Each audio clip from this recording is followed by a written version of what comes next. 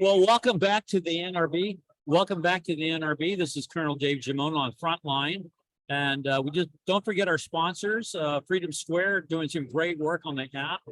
And of course, with my co-anchor and co-author and co-host, Troy Anderson. Troy. Great honor to be here. I say this every show, but I was telling Brandon this. I've been really looking forward to this interview for a while. And Brandon Potter, who plays on the Chosen cast, he plays a Roman bad guy, but Brandon, a Roman administrator, and great to have you on the show, man. It's a pleasure to be here, Colonel. Mr. Anderson. Thanks for having me. I shouldn't ask you this on air, but next narration thing I do, I think I'm going to call you. I like your voice. Love it. So, thanks for being on the show. We're going to have about a 25-minute show today. And we're here at the NRB. You got a lot of people you're going to be talking to. Chosen's been going great guns. What a great opportunity for you as an actor to really be in an episodic type of environment where, hey, you've got other things coming, and you're going to be growing in this part for 7 seasons, I think it is. Let's just go back to the beginning and just tell our viewing audience, if they haven't seen you before, who are you in Chosen? What do you do as a Roman administrator? What's your role in Chosen? Well, let's talk a little bit about The Chosen first. So the Chosen is a multi-season historical drama about the life of Jesus. Seen through the eyes of the people who knew him, disciples, his followers, but not everyone who knew him liked him. Right. And that's what I commend. That's what I commend. I'm a Roman praetor named Quintis, who is in charge of the city that we're in. And obviously there's some friction between Jesus and Quintis, between Jesus and the powers that be. That makes me a bad guy. I'm a villain. So starting out this incredible journey, I had no idea that it was going to come this far. I didn't know that it was going to impact this many people. I didn't know that this character was going to stick around this long. Honestly, I thought maybe if I was a seasoned bad guy, that would be good enough. The audition itself was really sort of nuts because I was living in Dallas, Texas at the time that the production started, and I think the production already had Quintis in mind. Right. Yeah, I heard that. Yes. And the local casting director, she said, "Well, you got to see this guy," and very grateful for that. I read the script when I was shooting some other project, I think a commercial, and I just couldn't put down the script between shooting this commercial, between takes. I was reading this thing, and it's just a beautiful script, extraordinarily well crafted. I went to sort of a fancy schmancy acting school. You learn about like writing, rhetorical devices, and tight structures and things like that. And this script had all of that stuff. It had all of this beautiful writing. I'm very excited to audition. They probably already got something in mind, at least. I'll never get it, but I'll have fun doing this audition. You got to keep that in mind when you're going to auditions, right? Yeah. And probably you think, I'm probably not going to get this, right? I mean, you have to go in like, I'm just going to do it and I'm going to keep going, right? Is that right? That's exactly right. People say like, oh gosh, it must be hard to be an actor to audition 9 times and then only get one part. I was like, 9 times? Try 99. Try 999. Your job becomes auditioning. So I went to this audition expecting to have a little bit of fun because I liked the script. But then Dallas approached me. The first thing he said was, "Hey, so right now this character of Quintis is this kind of debauched, break-eating, lazy Roman. Right. And I want to do something else with it. I don't know what that is, but I just want to take it in a different direction." And it floored me that that's how we started out the audition, because most directors don't necessarily ask for your creative input. What they're really after is for you to embody their vision, not create one with them.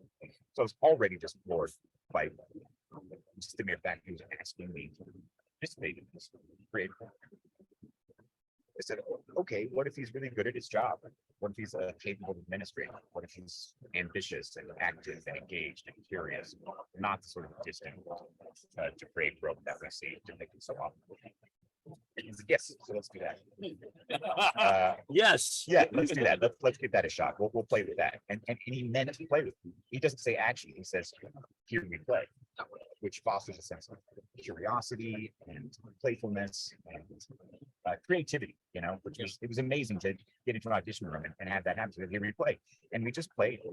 And it was a. When you did the audition, and of course you never know, but did you have a feeling like, I nailed this? I think they're going to really want me to be on the show. I had no thoughts on whether or not they would hire me. Okay. I don't know. Yeah. But what I do know is that I left the audition thinking, I got to really do the thing today. I got to really play and contribute to something that was really like fun and meaningful. And I got to meet someone who I can tell is even just meeting him once, I thought, man, this guy's going places. Yeah. You know? So I all I got from that audition was a great day, you know, but then I ended up getting the part. Getting to Quintis, the character that you play, it's an amazing character because I couldn't figure out at first whether he was a bad guy or a good guy, whether he really cared or just wanted to kill people. I mean, it's just like very complex. Did you feel that, you know, the complexity of this character as Quintis? Yes, one of the things that I wanted to do, the very first shot, the very first scene that I did was with Nicodemus. Right. Roll up I on remember horseback. this. Yeah, I think that was the first thing that I shot. And all I remember thinking that whole day was, keep this guy on his toes. He should not know where you're coming from or where you're going. Wow. You know, so when I walked up to his carriage, I thought he should not know if I'm being nice to him or mean to him. He shouldn't know, and that should make him upset. And one of the great actors in Hollywood, right? Yeah. Yeah. And then Eric said that to me between takes. We were having a break between shots. And he said, Brandon, I really don't know where you're coming from. I was like, yeah, exactly. Okay, good. I think I'm doing my job then. Wow. And I kind of tried to make people off balance, and in every scene that I'm in. And Quintis has such great language to use. You know, he has this sort of smart wit that he deploys all the time. Yeah. So it's really fun to use those words to make everyone around me as back-footed as possible. You know, before we get to Troy, you know, the thing about Quintis is this. I didn't expect him to be as sophisticated. He's the most sophisticated, and I've seen a lot of these kind of shows, characters, that time period. He's like a PhD in Roman administration or something, right? Yeah. And that's how you play, you know, that's fascinating. Absolutely. I was thinking about this, you know, Quintis is not a character that's in the Bible. Right. He's made up. Right. And my castmates and colleagues, they can look to scholarly research, they can look to the Bible, they can sort of find clues to the character. And Dallas and I sort of had to make this guy from scratch. You take a little tiny scrap of information that you get in the script. That's the only resource you have is the script. The character isn't in the Bible. And one of those little scraps was, his name is Quintis, which is the root word for like fire, Quint, and toughness. And this is a fifth son, and he grows to this rank. I didn't get that by birthright. I got it from working, from taking it, from taking what's his, that kind of unmitigated ambition. So like really running with that, you know, you're talking about him being a PhD. I think you're exactly right. He is very good at what he does. Hey, he'll kill you too. Yes, and I think that he deploys violence. Troy? Yeah, Brady, you've got this great low voice. When they picked you as this character, what about your own life experiences, low voice? How did you, effectively play this character?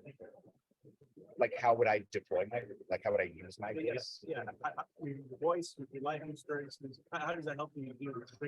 Oh, Yeah. so in terms of using my voice, it becomes, and this is not just me, it's not just people with low voices, it's any voice.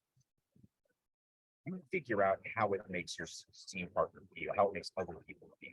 So, for example, Quintis uses sarcasm as an intimidation tactic. Right. You know? So I see that in real life. People just do that.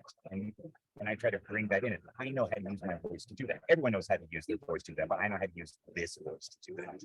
And sometimes that means getting quiet. Make it closer to you and closer to you until it becomes uncomfortable and intimate and ultimately threatening. So you sort of use those experiences from your life that inform how you use your voice in your daily life. Bring that to your life. Curious about that, a follow-on question about voice. Um, since people have heard you, any offers in the future to do voice acting, voice overs? Because or when I heard you, I go, oh, I want him to be our narrator for some of our docudramas. So has that occurred? You know, and you don't have to give any secrets, but are people interested in your voice other than, you know, your role in Quintis? That's how I started in showbiz. Okay. Was voice acting. Yeah. So I did a lot of dubs. I did a lot of video games and commercials and things like that. I had a really good announcer who buy the new 99-cent whatever, that kind of thing. And it was helpful for me because for much of my youth, my voice didn't match my appearance. Yeah. Because I had this sort of low, kind of gravelly voice, but I had this voice when I was 15. Wow. And that it doesn't look right on camera to have this voice coming out of that body. So I didn't work on camera for a long time, but I could work on microphone. And that's exactly what I did for years and years. And of course, stage. I did a lot of stage where it was okay to have a voice this big. Yeah, so getting into The Chosen, some of my favorite character scenes is between you and Matthew. Yeah. Off camera, and you don't have to give any secrets, but how is that relationship off camera as opposed to on camera? I mean, are you playing back and forth on your strengths and your as a person? I'm not sure if I'm wording this correctly, but did it help you in the role as Quintis in talking to Matthew on camera as well as on camera? Of course. I think that your off-camera interactions with your castmates, it does in part determine how you can relate on screen. There's famous stories of actors being kept separate so that if they don't get along, and then that sort of friction shows on screen or whatever. It's nothing quite as dramatic as that. But I would say some of the first people that I worked with on the show, Horace, the guy who plays Matthew, was maybe like the second person that I worked with. And he's incredibly talented. Oh, yeah. And I'm sort of glad that we worked together before getting to know one another, because without knowing him as a person, it was easier for me to push him, And now I see that on the show, actually. It was easier for me to do that because once I got to know him, I know that he's this incredibly intelligent, smart, really sophisticated guy. I think I would not have tried the same acting tactics if I knew that he was really this person, So I'm glad that we didn't interact before we did a lot of those scenes together, so we could sort of set the tone, and I would be okay pushing against him. Versus walking on set that I'm like, it's my friend. I don't want to be there, That's right. So you can play a bad guy part, the most famous story in the history of the world. Yep. And it's the life of Jesus. It's his whole experience, disciple and all these people. How is this playing this part? Affected you spiritually, your spiritual journey in life, and come to fight.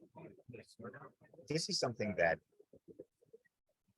I've thought about a lot, and it's very important to me. A production like The Chosen is big. I don't know if you've seen any sort of behind the scenes footage, but there's I have. There's a ton of people working. Oh, yeah.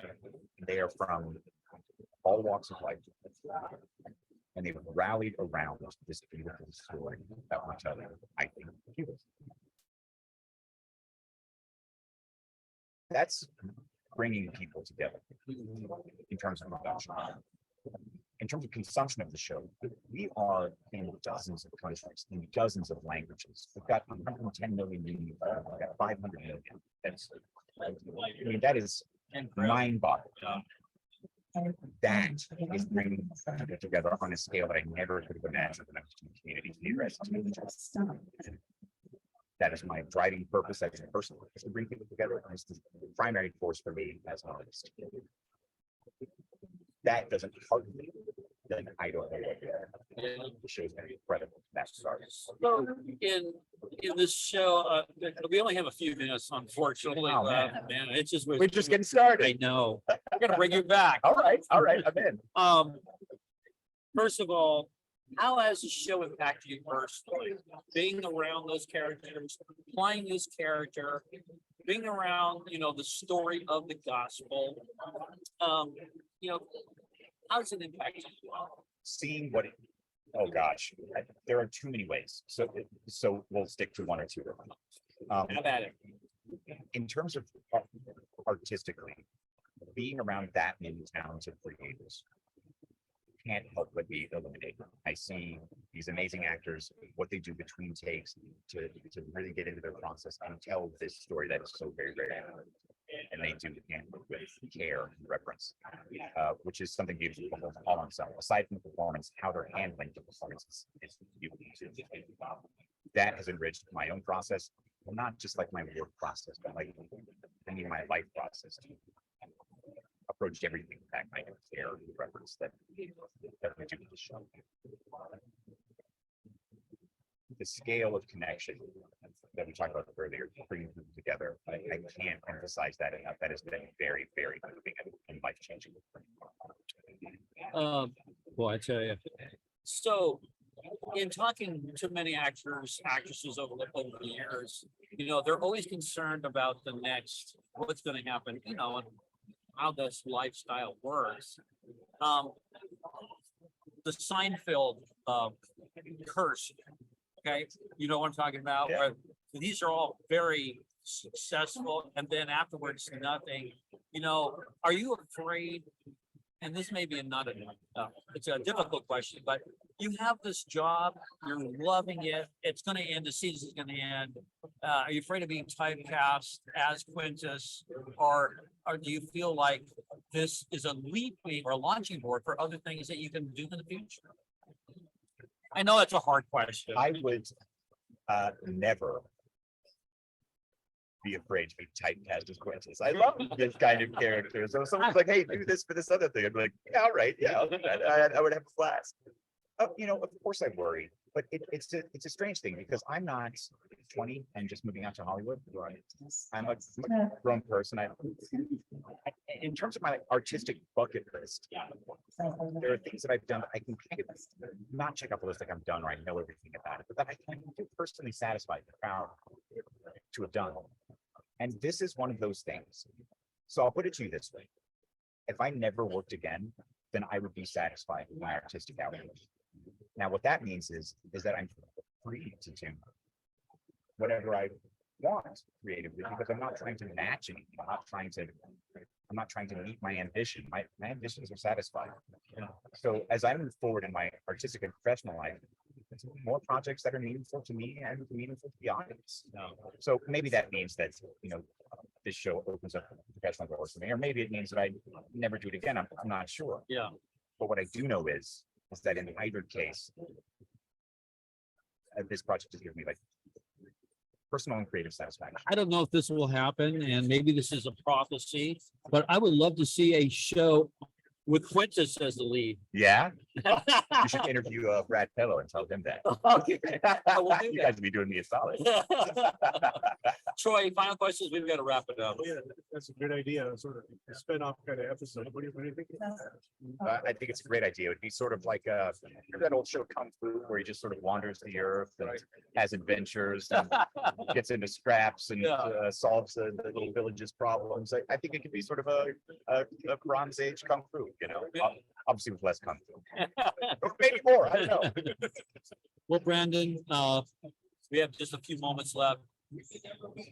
For our viewing audience, what kind of party words would you like to leave to them, in our interview today about Quintis, about Chosen, about, all the things that we talked about? What's on the bottom of your heart that would come to the top of your mind? I would say buckle up for season 4. We're in the middle of production right now. I think it's projected to be released in January, and this season comes at you hard and fast and does not stop. So get ready for a different kind of season. I don't know, so don't quote me on this, but I always thought Quintis, I wonder if there would be a heart change, in an encounter with, as the episodes go. I actually thought, I wonder if Quintis will be a follower of Jesus eventually. Now, I know you can't Wouldn't say. you like to know? I do know the other character that plays the Roman centurion, really has had a lot of impact, right? That's exactly And right. you and him don't exactly get along in that, right?